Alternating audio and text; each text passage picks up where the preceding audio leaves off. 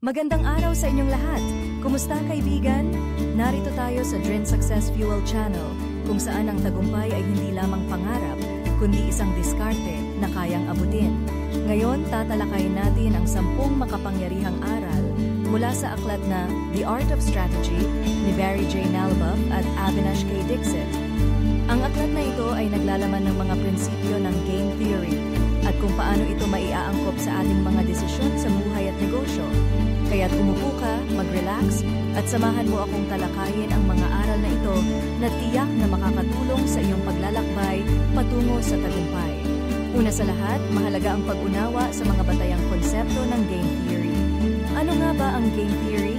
Sa pinakasimpleng anyo nito, ito ay isang mathematical na balangkas na tumutukoy sa mga situation kung saan ang resulta ay nakasalalay sa mga aksyon ng maraming tao, bawat isa ay may kanya-kanyang interes. Sa pamamagitan ng pag-alam sa mga batayang konsepto tulad ng mga manlalaro, estratehiya at mga gantimpala, mas mapapalakas natin ang ating kakayahan sa paggawa ng desisyon. Ngayon, pag-usapan natin ang isang halimbawa na tiyak na pamilyar sa marami sa atin, ang prisoner's dilemma. Isipin mo, may 2 bilanggo na nahuli at kailangan nilang magdesisyon kung magko-confess sila o mananahimik. Kung pareho silang mananahimik, magkakaroon sila ng magaan na parusa. Pero kung isa sa kanila ang magko-confess habang ang isa ay mananahimik, ang magko-confess ay makakalaya, habang ang isa naman ay mahaharap sa mabigat na parusa. Ang sitwasyong ito ay nagpapakita ng hidwaan sa pagitan ng individual na rasyonalidad at benepisyo ng kolektibo. Ipinapakita nito na madalas, ang kooperasyon ay nagdudulot ng mas magandang resulta kaysa sa sariling kapakanan. Pangalawa, mahalaga ang pag-iisip ng maaga. Sa mga estratehikong situation, kailangang isaalang-alang kung paano makakaapekto ang iyong mga desisyon sa mga resulta ng ibang tao. Isipin mo na parang naglalaro ka ng chess. Kailangan mong isipin ang mga susunod na galaw, hindi lamang para sa iyo kundi pati na rin para sa kalaban. Ang pag-unawa sa mga posibleng reaksyon ng iba ay makakatulong sa iyo upang mas mahusay na maiposisyon ang iyong sarili upang makamit ang iyong mga layunin. Ngunit paano mo malalaman kung kailan ka dapat makipagkompetensya at kailan ka dapat makipagtulungan? Ito ang ikatlong aral.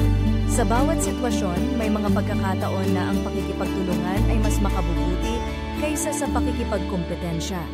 Halimbawa, sa negosyo, may mga pagkakataon na ang mga kumpanya ay nagiging kasosyo upang makamit ang mga layunin na hindi nila kayang abutin ng mag-isa. Isipin mo ang mga strategic alliances. Sa pamamagitan ng pagsasama ng kanilang mga yaman at kakayahan, mas mapapalakas nila ang kanilang posisyon sa merkado. Ngayon, pag-usapan naman natin ang kapangyarihan ng commitment. Ang paggawa ng mga credibleng pangako ay makakapagpabuti sa iyong posisyon at makakaapekto sa mga desisyon ng iba. Ang mga commitment ay nagbibigay ng tiyak na signal sa iba tungkol sa iyong mga intensyon. Halimbawa, sa isang negotiation, kung malinaw ang iyong mga alok at pangako, mas malaki ang tsansa mong makamit ang iyong mga layunin. Ngunit hindi lamang ito tungkol sa mga pangako, mahalaga ring maunawaan ang impormasyon. Ang pagkakaiba-iba ng impormasyon sa pagitan ng mga partido ay maaaring magbigay sa iyo ng bentahe. Kung alam mo ang higit pa sa iyong kalaban, maaari mong gamitin ang impormasyong ito upang makabuo ng mas mahusay na estratehiya. Ang kaalaman ay kapangyarihan, at ang pag-leverage sa impormasyon ay isang mahalagang kasangkapan sa iyong arsenal. Pang-anim, isaalang-alang ang mga insentibo. Ang mga tao ay naiimpluwensyahan ng iba't ibang insentibo at ang pag-align ng iyong mga aksyon sa interes ng iba ay makakatulong sa iyo na makabuo ng mas produktibong interaction. Kung ang mga tao ay nakakakita ng direktang benepisyo mula sa kanilang mga aksyon, mas malaki ang tsansa na makipagtulungan sila sa iyo. Ngayon, pag-usapan natin ang mixed strategies. Sa mga sitwasyong hindi tiyak, ang paggamit ng mixed strategies ay makakatulong sa iyo na maging hindi mahuhulaan. Sa halip na laging sundin ang isang tiyak na estratehiya, ang pag-randomize ng iyong mga pagpipilian ay makakapagpahirap sa iba na hulaan ang iyong mga galaw. Sa soccer halimbawa, ang isang manlalaro na paminsan-minsan ay nagbabago ng direksyon sa kanyang penalty kick ay mas malamang na makakapag-score dahil hindi alam ng goalkeeper kung saan siya tutok. Huwag kalimutan ang tungkol sa Nash equilibrium. Ang konseptong ito ay nagpapakita ng isang sitwasyon kung saan walang manlalaro ang makikinabang sa pagbabago ng kanilang estratehiya habang ang iba ay nananatiling pareho.